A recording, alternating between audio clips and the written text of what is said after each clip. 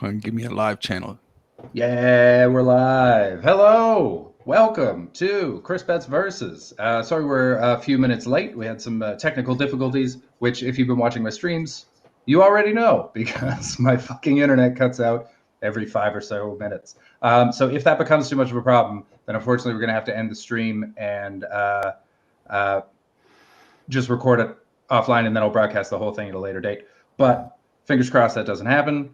We'll have a great show. I meant to make this this screen so you could only see me, but because I was so stressed about the technical stuff, we'll just keep everyone up on the screen. Guys, welcome to the show. It's JJ Whitehead. Hey, buddy. Hey, man. Now it looks like I had rude lack of eye contact. You getting your show ready, are you? I got to admit, I'm not looking at the screen yet either. I'm trying to accomplish things on my computer too, so my attentiveness is false. All right, I'm gonna bring it back to just me. Then you guys do your business. I'm gonna introduce the show. Thank you for watching. If you haven't watched before, this is the internet's only comedy debate game show live streamed podcast. The only one. I've cornered the market on the internet, which sounds impossible, but I'm just brilliant, I guess. This is a very simple game. I will argue the opposite of anything anyone says. If you've watched in the past, then you know just how far I'll go.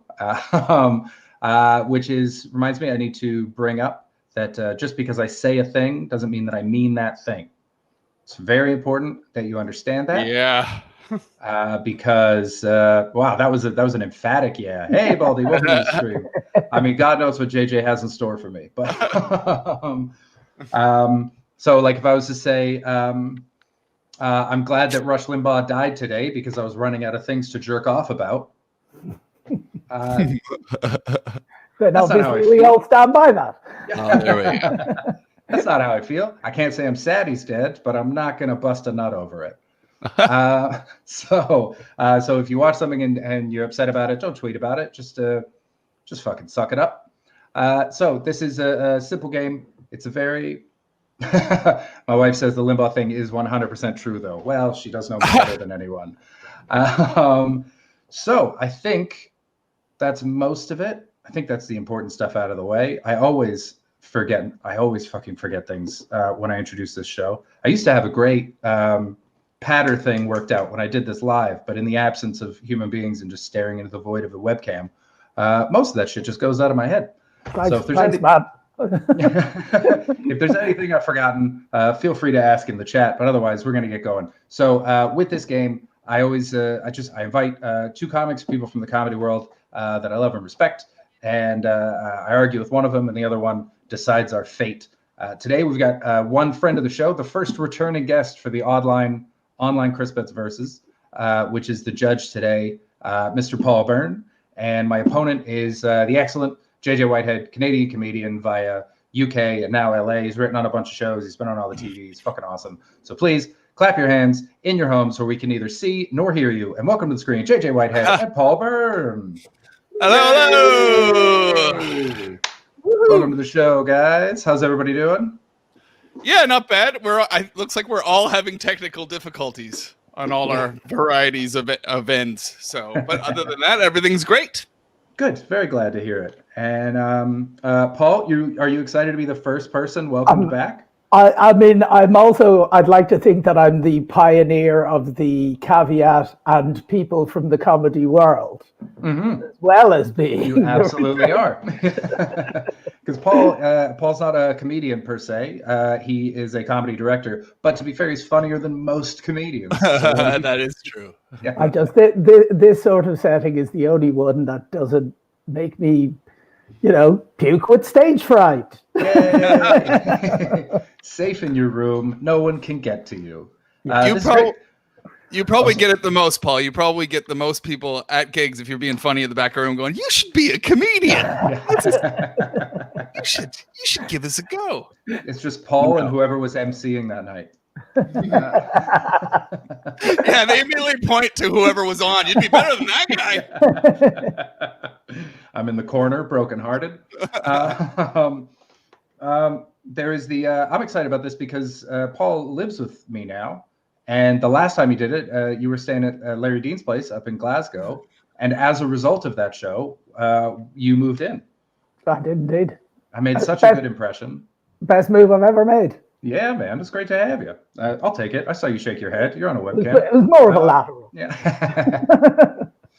All right, so we're going to get going. So, Paul, you remember how this works. I'm going to be debating with JJ, and Paul, you're going to be judging not based on who's right, but who argued best. Very important. I won an argument last week that it was right that a woman let a burglar into her house when she was 12. And she left that feeling really good about herself. So, so anything's possible. Good, you got your piece of paper for scoring. Excellent. JJ, you know how this works. We're going to debate back and forth. I have a general idea on how it works, I think. Yeah, you'll pick it up. Yeah. Yeah. So you mean you didn't watch the episode that I was on already? I have watched your work. I've watched the yes. Yeah, let's just go with a yes. Yes, I have. Let's go with yes. All right, so we're going to go into the first round. JJ, I think you brought a topic. What do you got? I did. The game of football, and I'm talking about the actual football, not the American. They call it soccer here in America because of copyright issues or something. The game of football is far too violent and needs padding. Okay. All right. On the field. I'm not talking about the fans. Just to clarify. Yeah. Damn it. All right. That's one. The actual sport. Yeah, I'm not letting you go with that angle. I'm not letting you go with stabbings in the stands or anything like that. That's Shit. On the pitch. On the pitch. All right.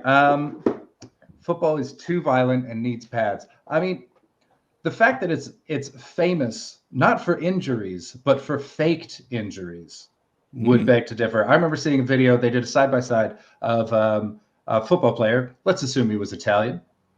He ran near somebody and faked falling over, acted like his ankle had been hurt. And then they cut to the former coach of the Buffalo Sabres hockey team who took a puck to the head.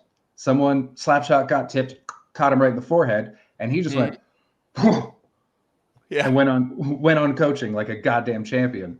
So no, I can't. I am arguing the opposite of that, right? Yeah. You're supposed to be going against logic, but yes, your initial argument doesn't stand up really. It just makes me go, yeah, exactly. Guy takes a puck to the head, and you just described a footballer having somebody run past him, and the wind knocked him over. Well, that's I don't know why he had to be Italian as well. Was it the way he fell or something? I don't know why he started with that. Just felt like a safe bet. They're an emotional people. Oh, mamma mia! Yeah, he just yelled out ravioli as he fell, and I was like, "That's racist, man. You can't be like that."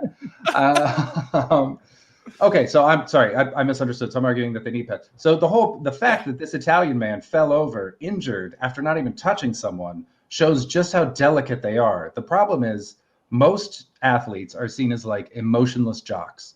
And that is a very North American stereotype because they're supposed to be these alpha guys, right? But what you forget is that most football, at least the best football, is played in sort of Latin countries, whether it's like South America or Latin-based language Europe, right? That's where all the best players come from and tend to play. And so these guys, they get hurt.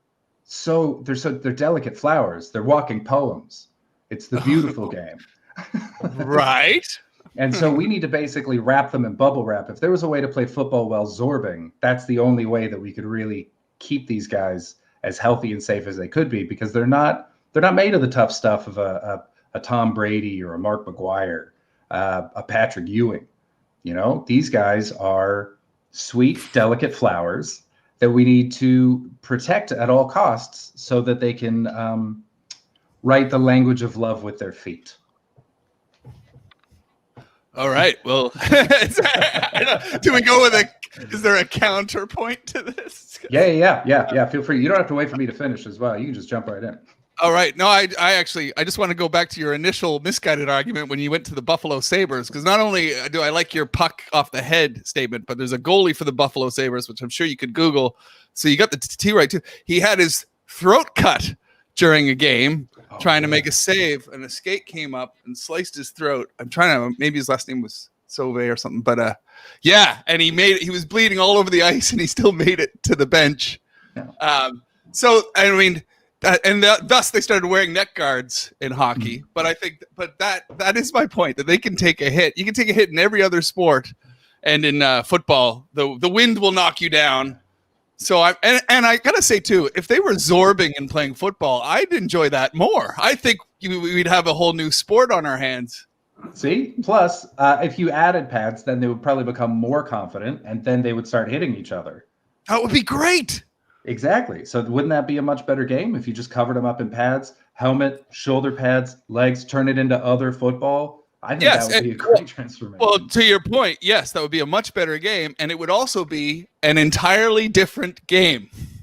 No, all the rules are the same, just pads, except for violence. Also violence. So you can clothesline guys. So not quite all the rules being the same. every other. Still no handball. Still no, which leaves them free for punching.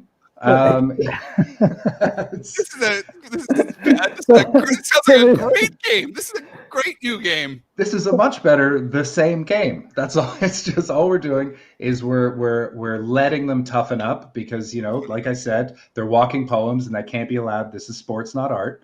And so cover them in pads, encourage violence. You get, for every player of the opposite team that you cold cock, you get a free kick. Okay, but he's got to be out cold.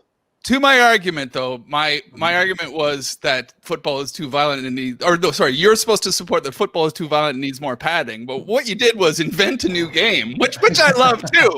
But if I show up to a sport and they go, well, it's different than what you thought it would be, then I don't think changing the game suits the argument personally. Yeah. And I have to admit, you've left me in a slightly tricky position because what you were meant to be arguing was that you need to add pads to the game because it's too violent. I did forget about the it's too violent part.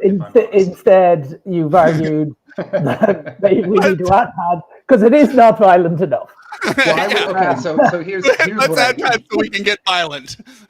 Here's what I meant was it's a ratio of pads to violence. Right now, the ratio is off. It is too violent for no pads. But as you raise the pads, that allows for the ratio to continue according to the pads and actually increases the ratio. So I feel you've agreed with me. Yeah, I mean, I feel Jay came out of the gates hot defining proper football. You know, just currying favor with the judges. But I'm not sure that zorbing football would be quite as skillful a game. And as I say, your argument, Chris, was very compelling, but not the correct one. So in the spirit of it being about soccer, let's call that one a draw. No draws. Sorry, Paul. No draws. What? One of the few powers the judge doesn't have is you cannot call a draw. You got to pick a side. That is North American football, if ever there was one. Well, in that case, JJ gets the point. Well done, talking your way out of that. Vindictive points. This is bullshit. But out of the loss has come a greater concept for a new game, I feel. So I don't know if I was watching when I go home to Nova Scotia and see the hockey at Christmas time, like a couple years ago. They actually have in between periods. They do have zorbing. They bring out like 3 aside. They bring out some people from the crowd, and they have a little competition. They have a big foam puck the size of a soccer ball, and they stick them in the zorb balls, and they let them go on the ice. And it's more entertaining than the game of hockey, I have to say. You see? There you go. That's what I'm saying. I'm trying to fix the sport, guys. Fix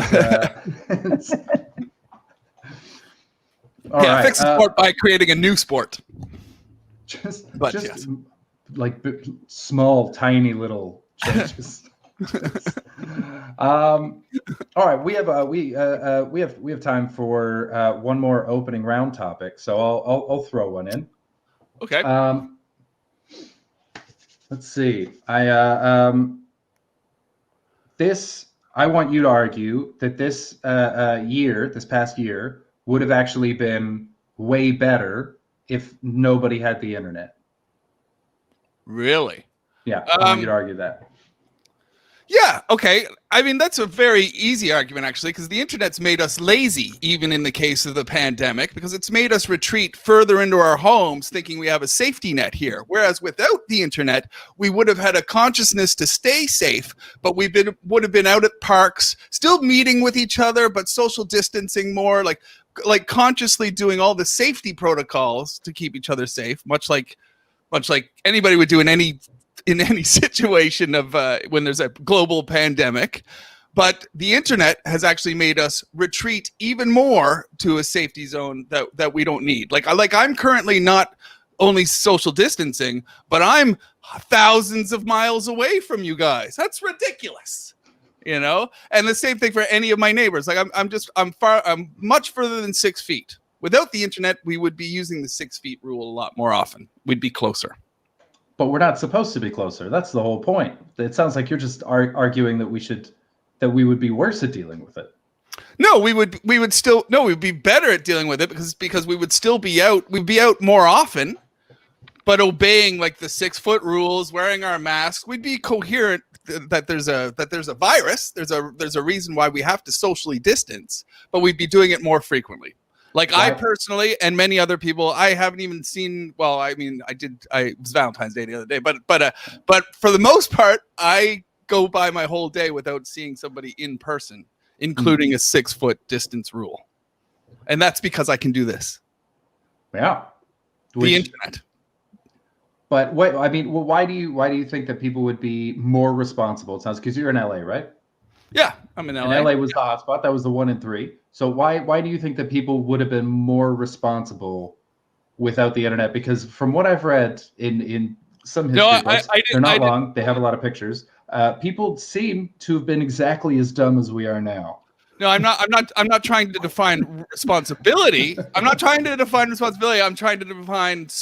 our social nature.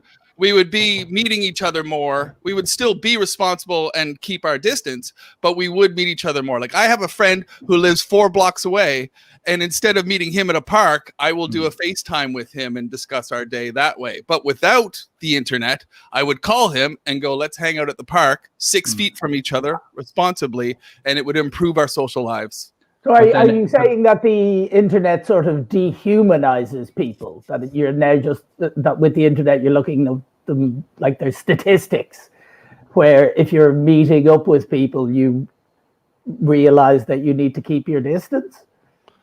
Yeah, no, I'm saying we would all be aware of it. We wouldn't be flippantly going screw the virus. I'm just saying we wouldn't recess to our little caves, which all 3 of us are in right now. Your 2 caves are next to each other, for fuck's sake. He's right below me right now. So without, I mean, we're an ocean apart.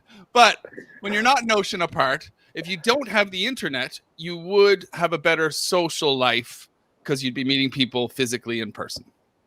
But that is the opposite of what we're supposed to be doing. I think that the internet is one of the few things that's really kept this thing at bay, because not only could we talk to people, but porn has made this much easier for everybody, because all the people that aren't with someone that they can sleep with can look at porn, and then they don't end up going and hooking up with strangers. That would have been COVID would have been the most. It would have supplanted HPV as the most commonly sexually transmitted disease. That's such a millennial argument. Like, you don't even realize that porn existed on DVDs and it was awesome, and you don't need the internet for a DVD. Like, you would have gotten bored. A year with the same porn? Come on, man, impossible. Yeah, exactly. No, not a chance. No.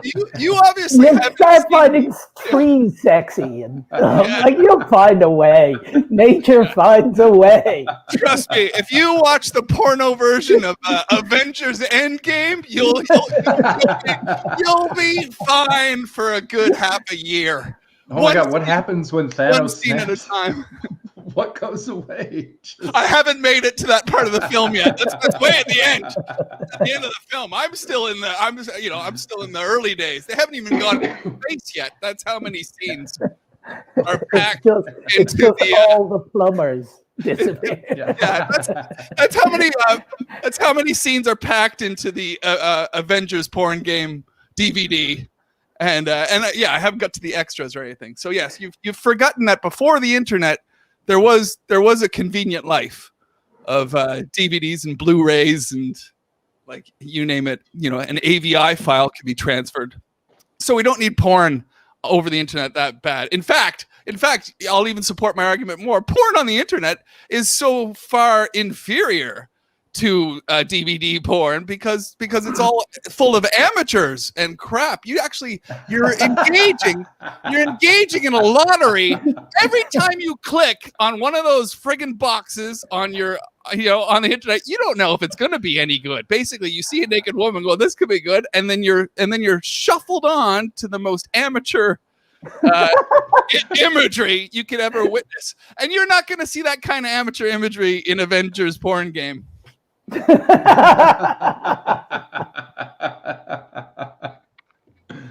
Oh. Damn, that was a point well made. Down with the internet. See that, and that's why without the internet, I would meet you guys at the park, and I would hand you a burned copy of the DVD. Go, check this out. Make sure you get at least 50 minutes in. Sanitizing first. Yeah. Richard Wright says, so internet porn is going to an Edinburgh show of a comedian you haven't seen before. Yeah. Basically, that's what he's saying. Yeah. It's a real risk, except when you walk out of the porn, they don't yell at you and feel shame. But you still leave those venues feeling dirty. Yeah. So. All right, Dan. I mean, Paul, you got a question? No. I was wondering if you had any rebuttal to that because. I mean, that felt like a bulletproof anti-porn argument. I have to admit, I've lost sight of how it related to the pandemic, but I think we can all agree the internet's shit. Yeah, that's it. We're all going off. Thanks, guys. This was the last show. We actually went against our own medium that we're using right now to communicate with people. Classic comedians biting the hand that feeds them. God damn it. Yeah, we're against ourselves, man. Baldy's giving it it's the cum bucket speech.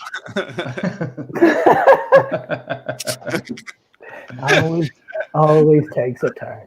Yes, it does. All right. We'll call that one there. I think I just have to concede. That was just that's 2-0 to Jay. So succinct and so passionately delivered. I'm caught off guard. Don't underestimate a man's perception of pornography. All right. Okay, so we're going to go into the first speed round then. With the speed round, we do 2 minutes. Paul has a list of topics. We're going to go lightning round. Just throw one sentence out, then move on to the next one. JJ, do you want to be for or against everything Paul's about to say? I will be for. And JJ goes first on each argument. JJ goes first, yeah. I actually made that judgment looking at Paul's face like it was going to give me a clue. Like I was going like, should I? I'm trying to weigh up my friend. Like, is it a for or against? And it doesn't matter. Just remember what you said, Jay. You said for. Okay. For. There you go. We've been caught in that before, though. I myself have argued the opposite of what I was supposed to, and the other person just went, "Yeah, what he said." Fuck. You're telling me you invented bubble soccer? Hey, I mean, I'm pretty smart. Violent football? Come on. All right, so we're gonna put 2 minutes on the clock. Paul, are you ready? Ready. JJ, you ready? I'm ready. I'm for. And speed round. JJ, you are for The Crown Jewels. Great movie. Yeah, I'm for. Yes, of course. Did you say one sentence? I have to do everything. Yeah, or just like a quick thought. Just a quick thought. Yes, of course. For The Crown Jewels, they're beautiful. If they're so good, then why is it also the name for Dick and Balls? Next. That's good. JJ, you're for Architects. Oh God, I should have picked the Gates. I just had a date with one the other night. Anyway, yes, of course. Of course, I'm for Architects. They create beautiful man-made structures that that we can respect and admire. Architects are one of those weird jobs that kids always say that they want, so it's bullshit. It's like, I want to be a dinosaur and a princess and an architect, so no one knows what it is. Plus, if they couldn't satisfy my friend JJ, I fucking hate him. Next. Yeah, I know. I got ghosted by an architect. I'm against them now. I mean, this is a gift for you because I know for a fact that you are for dynamite. Dynamite. Yes, of course. It cuts through a problem a lot faster than just deconstructing something. Who has time in this day and age? There's tons of porn on the internet. We need to conserve our time. So if we need to tear down a building or cut through a hill or something, dynamite, man, speed it up. I'm for explosives generally, but dynamite I hate because I can't say it without wanting to say Jimmy Walker's catchphrase, dynamite, and then I sound old and stupid. So fuck dynamite. Next. That's a fun thing. Jay, you're for departure lounge.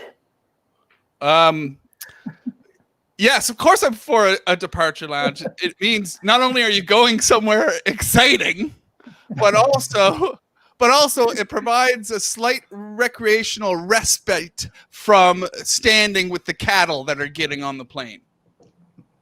It's the reason that there are the cattle on the plane. I want a Japanese pod to wait in and then shoot me into the plane. Nothing has shown me the worst of humanity than the barefoot screaming children of a departure lounge. And that's the end of the speed round. That's quite funny because in reality I'm anti-departure lounge too, because we have this argument about spending all that extra money to be in a departure lounge, and I'm like, I just want to put my headphones on, sit on a seat, and not talk to anybody. Yeah. I don't want to show my ticket to another person and walk over here and our departure lounge is 2 gates away. Whatever. I'll just sit here. That's it. Also, if I'm in there, my flight's been delayed. This is bullshit. Okay, so Paul. That particular round scored 3-1 to Chris. I saw that coming. Making it 3-all. Yes. Whoa. Pulls it back. That's why we love the speed round. Okay. So we're going into the regrets round now. The way the regrets round works, if you haven't seen the show before, is people tell me things they regret about their life, and I tell them why it's the best thing they've ever done, or they tell me something they're proud of, and I tell them why they're a piece of shit for thinking that. Okay, so, we're not going that direction then. Yeah. I have broken some hearts, my friend. One guy told me about how he was proud that he saved his friend from suicide, and then by the end I made him wish he hadn't. That was a great show. It was really fun. So what do you got, Jay? Somebody killed themselves after the show though, but other than that, the stream was fantastic. And I won. That was a live one. I did it to his face. Wow. Hey. So I have many regrets. I've gone through a whole list, and I can't wait. But I regret quitting multiple instruments in my lifetime, especially as a child. I was trying to think of how to word this, but I really regret not sticking to. At the age of 10, I played piano and tenor sax and guitar, and then nothing for years, and so I've quit musical instruments. I regret that. Why did you stop? I think we moved. We got posted as a military family, and I think at the other side of the move, my tenor sax didn't show up, and I my parents didn't buy me another one or anything like that. And I don't think we took our piano with us either. I think I just evolved out of it due to. It sounds like I'm blaming my parents, but that's what happened. Is I think the instruments and my motivation just disappeared from my life one fateful summer when I was 11 or 12.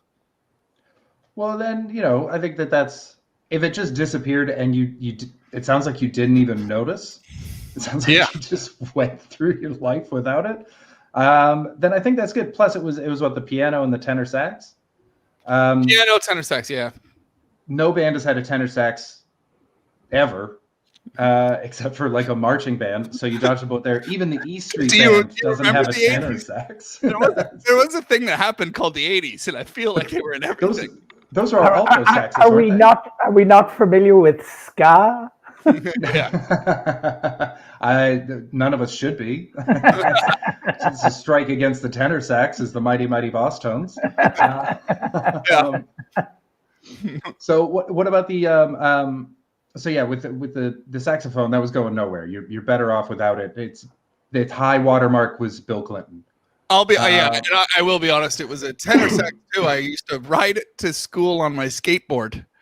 That was me. I was well bullied in the school, but that's how I would sit on my tenor sax on a skateboard and shuffle my feet along to get to it's like you were both Lisa and Bart Simpson.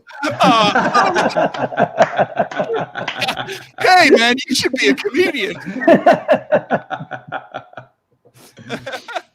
So now it saved you from a life of playing saxophone. It saved you beatings that you were receiving as a result of a life of playing saxophone. It probably saved your parents' sanity for not having an 11-year-old screw up Baker Street on a tenor sax for 12 hours a day. That might be why it didn't show up. I think it might be. I mean, you also quit playing guitar as well, right?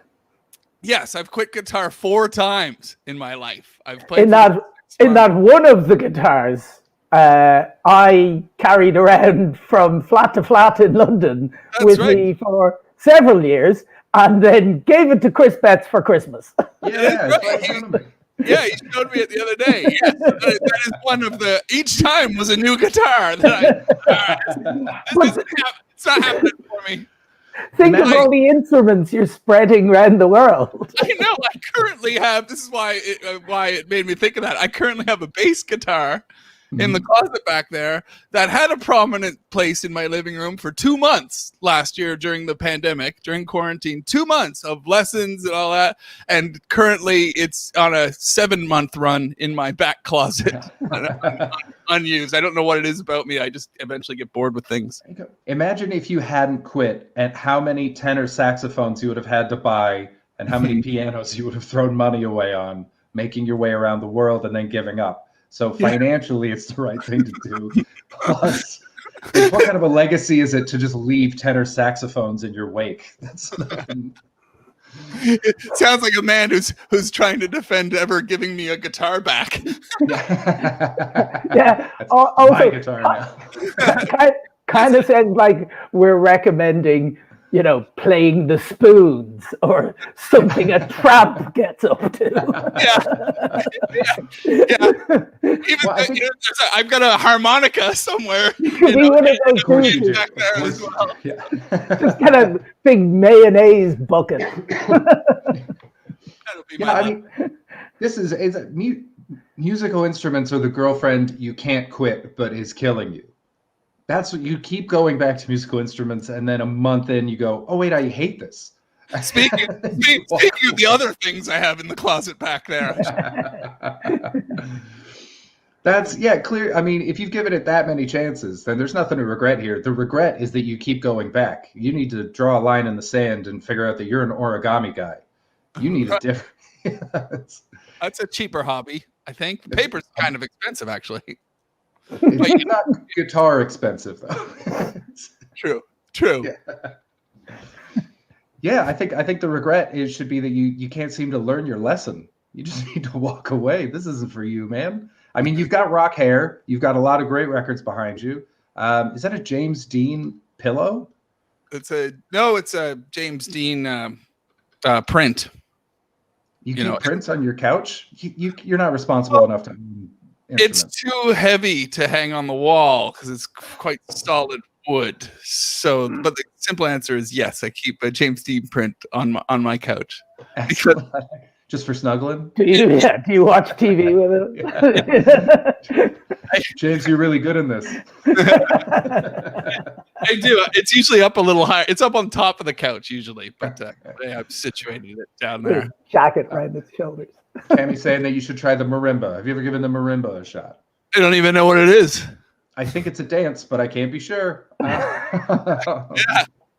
Yeah. So, but sure, I'll try as you've already heard, I'll try everything once. I'm gonna guess that's some kind of steel drum. JJ, do you want to guess? I've got the answer here. What a marimba is? I'm gonna guess it's a rattle. Is it a rattle? Not far off. Wooden xylophone. pretty far off. Yeah. I feel like it's a similar sound though. It's just rattles on the outside. That's all. Right. Yeah. It's there's nothing to regret there. You if you wanted it, you would have stuck with it. How long have you been doing stand-up for? Since 98? Yeah, 20 years. Well, oh shit. Professionally 20 years. Yeah. And how many times should you have walked away from stand-up? No, and I know that every comedian at least has 2 or 3 where it was like, this is it. I can't do a fucking show at a logging camp again. Should and did are very different. I've never acknowledged that I should walk away. I've gone through every single one of those painful experiences. Well, that's it. And so like that's something that you should keep doing because you're great at it and you can't even imagine leaving it. Whereas it seems like at the first opportunity you will abandon a musical instrument like a prom baby. Yeah. that is a regretful thing. Shouldn't you? Man, we keep listing things back in my closet.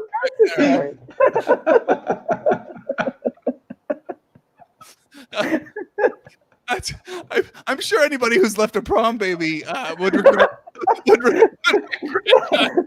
Well, trigger warning, man. It's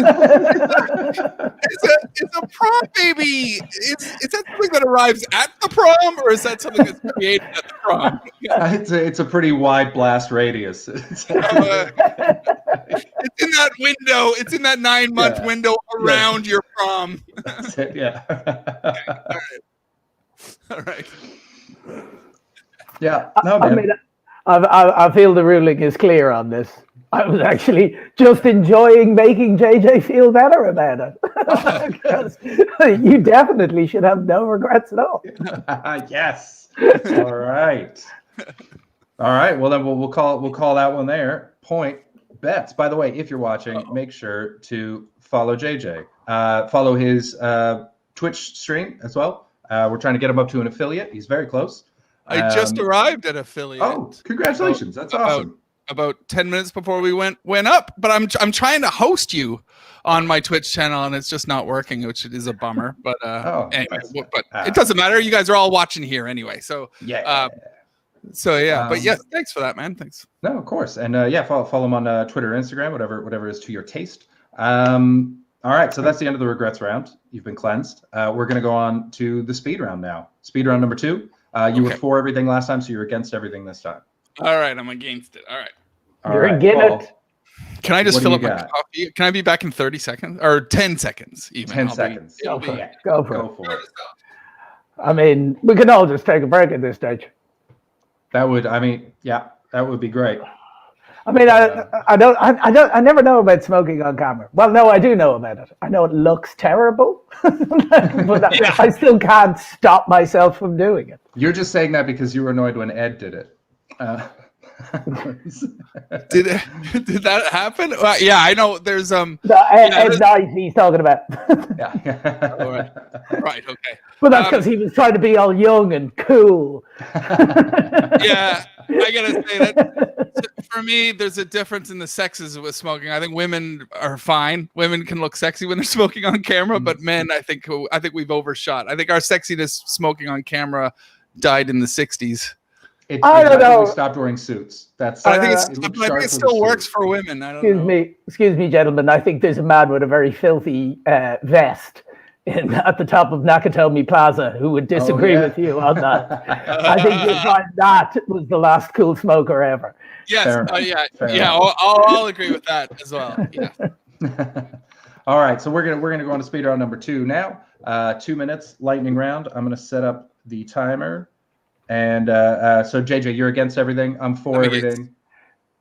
Paul, you got the list up? I do indeed. I'm almost tempted to open with Departure Ledge again because it's where we finished with, and he wants to be against it.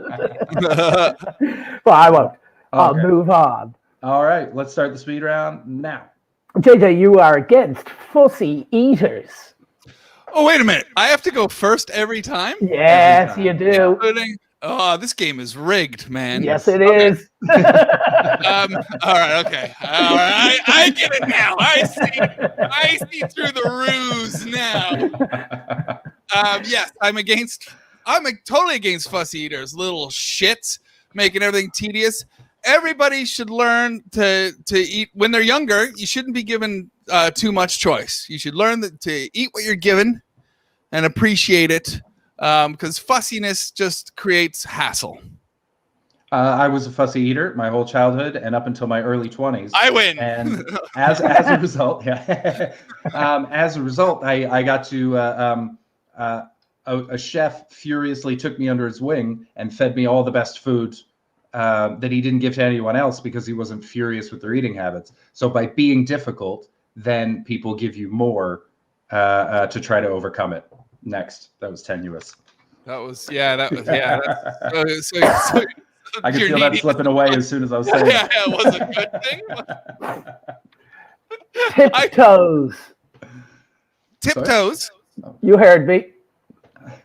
I'm entirely against tiptoes. What a lot of people don't know is as you get older, some of the most vulnerable parts of your body are your toes. And as every time you stub your toe, that pain lasts even longer as your body ages. It's the most dangerous part other than banging shins on occasional low furniture. Stubbing your toe is even worse. And if you take to tiptoes, you're gonna hurt your toes a lot. Well, if you're on tiptoes, then they're famously tucked. There's no stubbing possible because you're walking on top of them. Also, tiptoes is clearly the best way to walk because in cartoons they use a violin, the classiest instrument, to make the sound. JJ, you are against endorsement deals. Yeah. I mean, in any situation, whether it be actors or athletes or anything like that, but I think mostly athletes, it's a distraction from their profession. They should be spending that time concentrating on their art form or sport instead of, vouching for a sports drink or whatever. It's a total distraction. I like it because in this heady, evil world, sometimes it's hard to know what companies to boycott, and an endorsement deal by the wrong person is just a nice shorthand. Thanks. Straight to activism. Next. I like it. You are against the mere concept of national treasure. Oh, the show, the movie. Sorry, that's the movie. Well, I obviously am because I've never watched it. I've never seen the film, but yes, I'm staunchly against it because we already have Indiana Jones. So it's just got rip-off written all over it. You should only have one film concept at a time. There's one James Bond, there's one Indiana Jones, and there's one Optimus Prime. Stop repeating it. No, I think that it's the opposite. Where would the Beatles have been without the monkeys?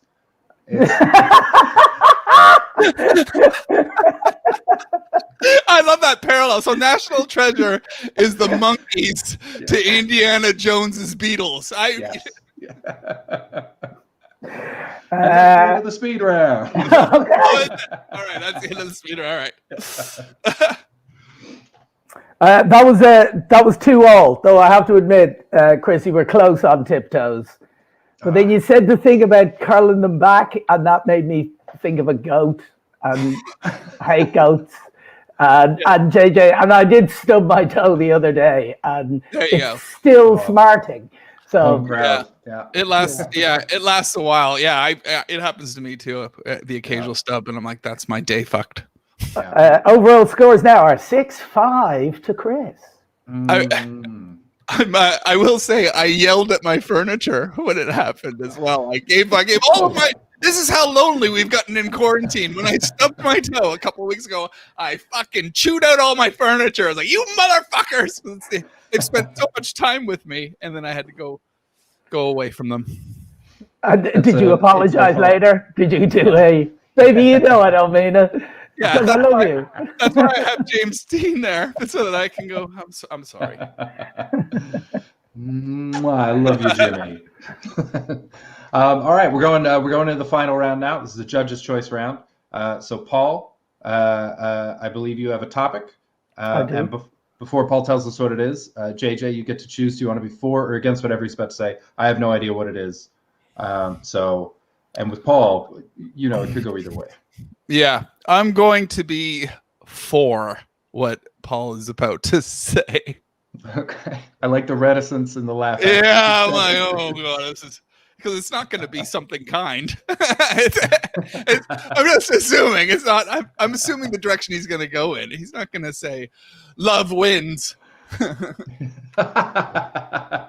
So you are for? Is that right? JJ Oh, yeah, for. I am against, and since I'm up by 1 point, the judges' round is worth 2 points. We've got it all to play for. JJ, you are for the statement. Honesty is overrated. Right. All right. Well, yes, of course I'm for this because if you're an honest person, that's just another way of saying that you're a sucker.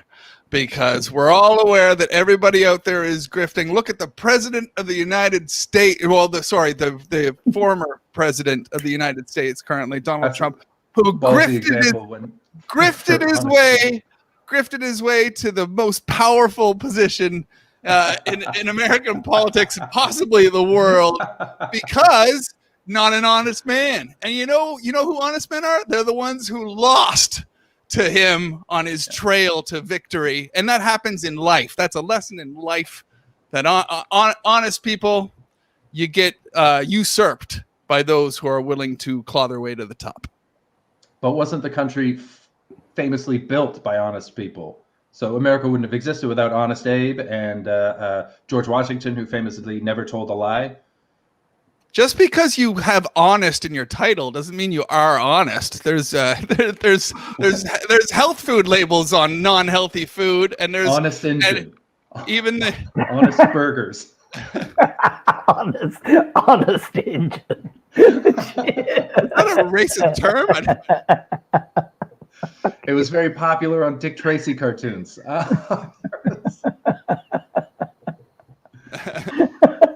Honesty boxes. Honesty is super important and very. It's the basis of relationships. You can't have a good relationship without honesty, And the problem with the country is it's not in a good relationship. It's constantly cheating on itself with itself, which is a complicated relationship. But you tell me, other than Tom Hanks, who's an honest person that's achieved the higher echelon of their industry. What honest person?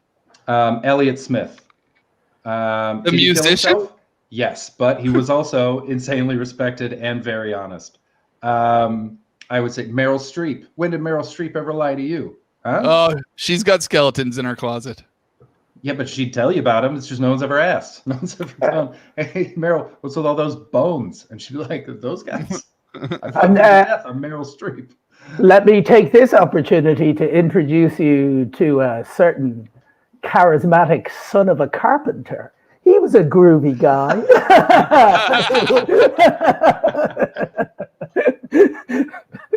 That'd be great. Just for the rest of the episode, I just Jesus you right up. and to my recollection, his honesty was really appreciated. Nothing ever happened to him. But I mean, to do great things, there's got to be sacrifice, right? And that honesty is your sacrifice. If you wanted, the problem with Trump is that he wouldn't sacrifice anything. He'd just see other than people. He'd sacrifice his own people, but he would never make a sacrifice, and as a result, everyone is worse off. Whereas if you have someone who is even 50% honest, if you can get someone who will tell you the truth 50% of the time, you keep that person around forever. Yeah, he's losing. If you have a person who's honest 50% of the time, he's losing half the time. Whereas the dishonesty lesson that people have learned off of Trump has spread wide, especially in politics and stuff. People are now realizing they can lie. You can lie your way to the top, but you frequently can't truth your way to the top. And everyone's worse off for it. Hence, honesty is very important. It can't be overrated if we're seeing everything. I'm not talking about being worse off, right? I'm talking about winning. Yeah, but by winning, by losing, it's like when you score a goal by chopping off your leg to knock it out of the sky. You're still down a leg, but you won the game. No, you scored a goal by chopping everybody else's leg off because you're a dishonest person. You like dishonest is where basically dishonesty is the best policy because that's how you That's how you win. That's how you make everybody else lose. I'm not saying that you have to hurt yourself. You're lying to hurt all the other people with your lies, and thus victorious.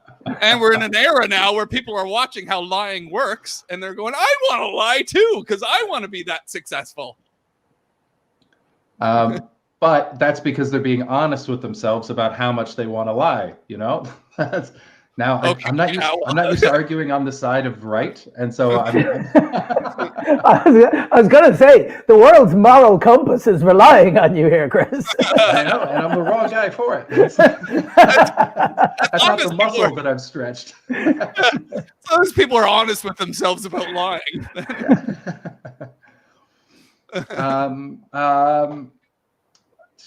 Fucking hell. Honesty, I can't believe I'm winning this. I know. It's really hard to argue. I think I used for lack of a better pun, I've used the Trump example. Well, the problem is that I've been doing the show for 4 years now, and I've had to. Are you lying? Bestiality and incest and apartheid and all these terrible things, and so I'm good at that now. But then when someone's like, "Can you just say something earnest?" I wouldn't know where to begin. Yeah, we're screwed. We might have stumbled onto a truth. Yeah, and unfortunately, it is all those things you didn't mean when you were talking about bestiality, etc., that has made this show successful. So, again, it's feeding into JJ's argument. This is a really depressing thing to bring up. Anyone in the chat, help me out. Come on, everybody, build up his self-esteem by lying to him. Okay. Honesty is what makes anything possible. If you want to build something, you can't, like, if you're working with someone, you can't be like, no, I swear this is wood, and then hand them something that's not wood, because then the building won't get built. It's a terrible example. I'm just trying to honesty is a fool's errand, man. Honesty is a you know why honesty is good? Because it's hard. It's hard to be honest. Like right now, I'm finding it difficult to be honest about honesty, and nothing good comes easy. Nothing worth having comes as simple as lying, and that's how you know that honesty can't be overrated. I will circle back to the presidency of the United States. That was worth having, and that was attained through mistruths. It was worth having for him, but not for America. And I would argue that since the president of America, it was actually a bad thing for them.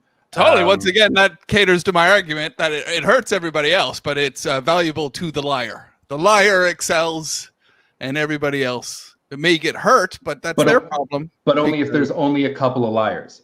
For the lies to work that way, everyone else has to be working around the idea of the truth. That's why they couldn't pin him in, is because they kept being like, oh, there's some decency in everybody, when there fucking wasn't.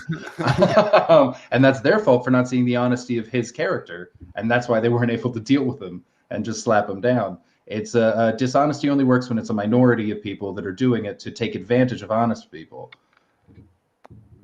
Once again, that's what everybody in his wake did. They had to make a decision when they saw what lying can do. And many of them in his own party decided, well, we better lie too to support the liar who's now winning. Yeah, but then once they all started lying, they lost all their seats and lost the election. They lost both houses because too many people were lying, and so it started to crumble. It only worked when it was him at the top and a couple of dudes on either side of him. But once it got widespread, now you've got space lasers owned by the chosen people that are starting fires in the woods, and people are like, oh damn, this is so. Really, it was a short-term gain, but again, it had to be the minority that was lying for it to succeed.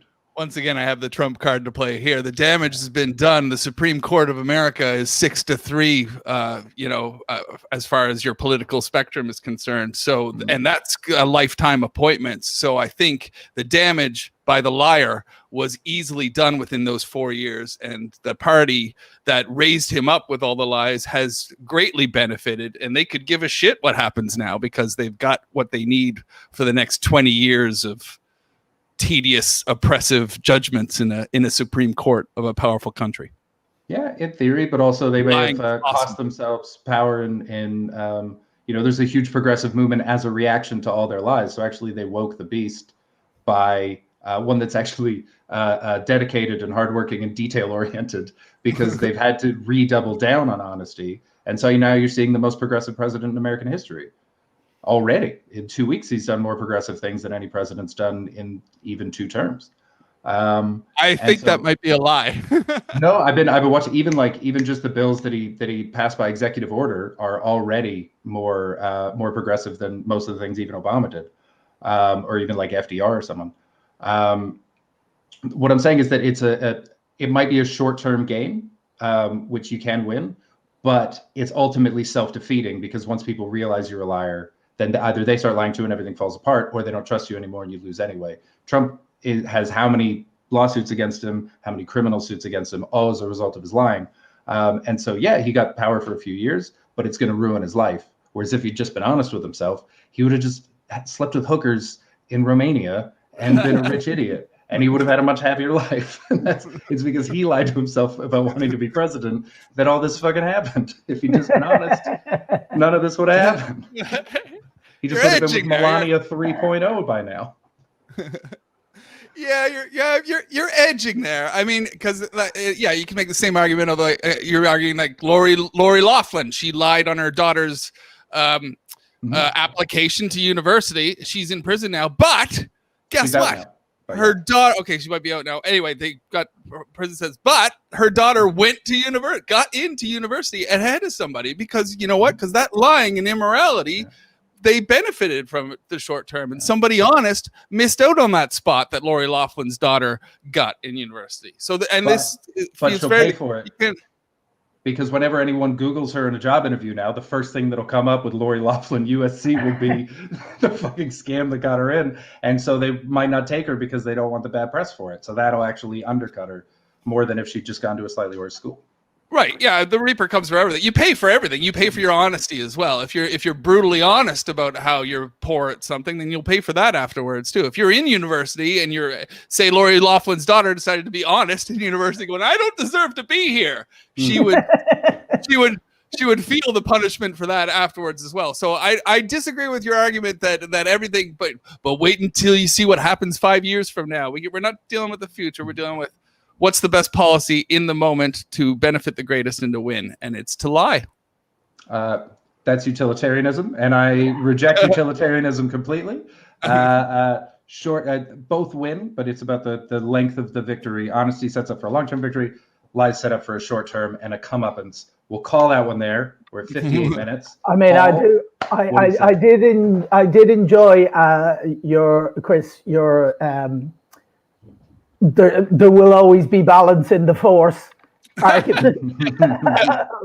That it will go the other way. And I also feel that yours was the more honest argument. I don't feel JJ believes his quite as much. However, he did argue it better and kind of prove his own point. I know. I gotta be honest with you guys. I kind of hurt my own feelings. During that whole argument, I was like, "Oh Jesus, is this true?" I'm loath to give you the victory, but I assume further down the line you'll get your comeuppance. I'll pay for it eventually. I mean, to be fair, that argument is the basis of this show. Too true. So that was fun. That was good fun, man. Congratulations, JJ. Well fought, man. Good job. Woo! Good job. Yeah, that was awesome. I didn't think it was going to happen going into that final round. I'm just glad I rallied eventually. I was fucking dying there first. It's nice to know that that's how to get you. Argue something you really have to believe in. I find that very difficult. I can't take compliments. If you ever want to end a conversation with me, give me a compliment and I'll just leave the room. I don't know what to do about them. And be earnest. Well, I'll be honest too. One of my favorite sayings when I first learned it as a kid, and I'm sure you guys have heard it too, but don't take my kindness for weakness. When you first hear that from like a professor, I think it was, for me, it was like a high school teacher or something, and I was trying to get away with something. And he said, "Don't take my kindness for weakness," and then gave me detention or whatever. And that statement's lived with me forever. But I've realized through life, I'm like, oh, right. Yeah, that statement exists for a reason, because people do take kindness for weakness. People do grift and go, ready to take advantage of a thing. So I had a friend basically call me a bitch a few years ago because he was like, he saw me be mean to someone and who had it coming. And he sort of came up to me. He's like, I didn't know you had that. I always kind of thought, you're so nice. I just thought you sort of took it. And I was like, fucking hell, man. Right. Yeah. You assume I'm a bitch because I'm kind. Yeah. Yeah, man. And you know what? That usually builds to like a Nuts in May. Have you guys seen Paul's probably the classic British film Nuts in May, where the couple is, you got to see it, Bets, man. Yeah. This is another thing that this show has really uncovered how few films you've seen, Chris Bets. Yeah, really. It was Citizen Kane came up recently, and I was like, no idea. Never seen it. All right. Very nice work, Baldy. Chris Bitch versus the audience. There we go. All right, we're gonna call that there. We're gonna log into another chat and do the post-show episode. Thank you so much for watching, guys. If you haven't already, please follow and subscribe to the channel. Make sure you follow JJ as well. He is excellent. Woo. I'm going to be back at midnight with John Hastings as usual. So come on back for that. Next week, prom baby. This is my wife just screaming, prom baby.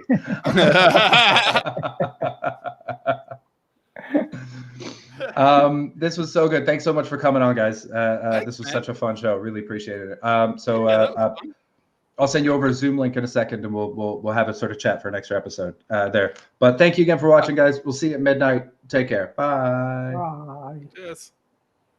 Oh, yeah, raid Sean Morley. That's a great idea. You guys can log off if you want. I'm just gonna raid Sean Morley real quick. Oh, okay. Do you want to chat, Paul? Is that some of that amateur porn that JJ was going? Yeah. Good call, Baldy. Good call. Let's get him. Let's just sit and look awkwardly at Chris while he's. Yeah. Sure. I'm gonna get another coffee as well. So. I'm bummed. We're not online, right? We're not online. Yeah, no, we are. Oh, yeah, we are. Yeah, we are. Oh, we are. Yeah. I'm glad you asked, because that was going to be private chat talk. It was about to. You only get that on the Patreon. Yeah, goddamn right. I will say this. I'm super bummed that I didn't seem to have pulled off the co-hosting Twitch channel thing. So I don't know why. I clicked the button. All right. But the raid message is raid message. If you're watching, we're gonna raid Sean Morley. Raid message is James Dean poster. Prom baby. Prom baby. It's prom baby. The raid message is prom baby. Enjoy. Thanks for watching, guys. How cool that is. That's why I like him. Look at those eyes. My goodness. Yeah. Right now. Fill up my coffee.